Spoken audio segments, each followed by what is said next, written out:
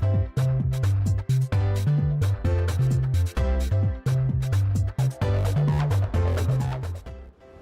moi c'est Manon et je suis apprentie en BTS Tourisme à l'UFA Robert Schuman. Salut, moi c'est Alice. J'aimerais beaucoup rejoindre ton BTS, mais je sais pas si les langues c'est vraiment très important.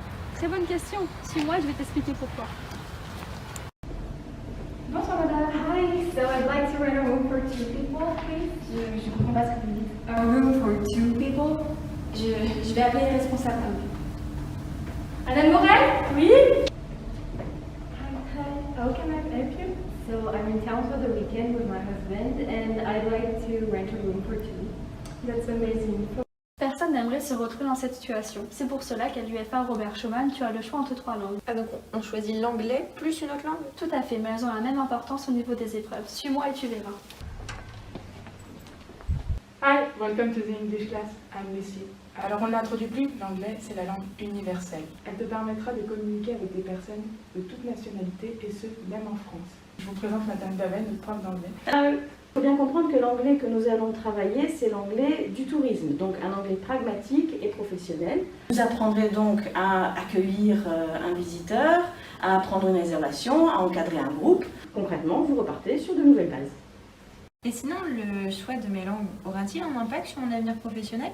Ça peut l'être. Par exemple, si tu veux travailler dans le sud-est de la France, parler italien te sera bénéfique. Suis-moi et Aurélie t'expliquera.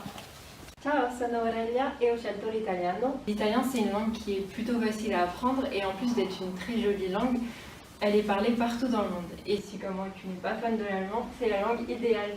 Et voici Madame Berki qui est notre prof d'italien. Ciao à tutti. Donc comme le disait Aurélie, l'italien c'est très facile à apprendre.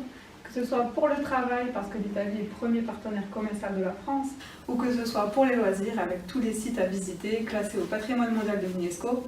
Apprenez l'italien, ça vaut vraiment la peine. Benvenuti! Et si maintenant je veux travailler dans le sud-ouest? Dans ce cas-là, ça sera l'espagnol. Marilou va t'expliquer pourquoi. Buenos días, estoy aquí para presentar la clase de espagnol. Tu veux t'évader, repousser tes frontières? Tu es fan de tapas et de tortillas, de belles balades au bord de la plage? L'espagnol est une langue qui a pris de l'ampleur au fil du temps, et puisqu'elle est la deuxième langue la plus parlée au monde, alors l'idée d'aller travailler là-bas t'a peut-être effleuré. Et ici, en BTS Tourisme, on reprend les bases, puis on nous donne toutes les clés pour devenir de vrais professionnels du tourisme dans cette langue. Entonces, no tengas miedo, vamos! J'ai fait espagnol au lycée. Est-ce que maintenant je peux changer et faire allemand? Tout à fait. Justement, Aline va te présenter cette langue. Hallo, ich bin Aline und willkommen in die deutsche Klasse. Alors l'allemand est une langue très intéressante parce qu'en dehors de la région Grand Est, c'est une forme de rareté. En revanche, si tu souhaites rester dans la région, tu pourras aller travailler dans les pays frontaliers comme le Luxembourg, la Belgique ou l'Allemagne. En cours, on fait beaucoup d'oral parce que dans le tourisme, l'oral est très important.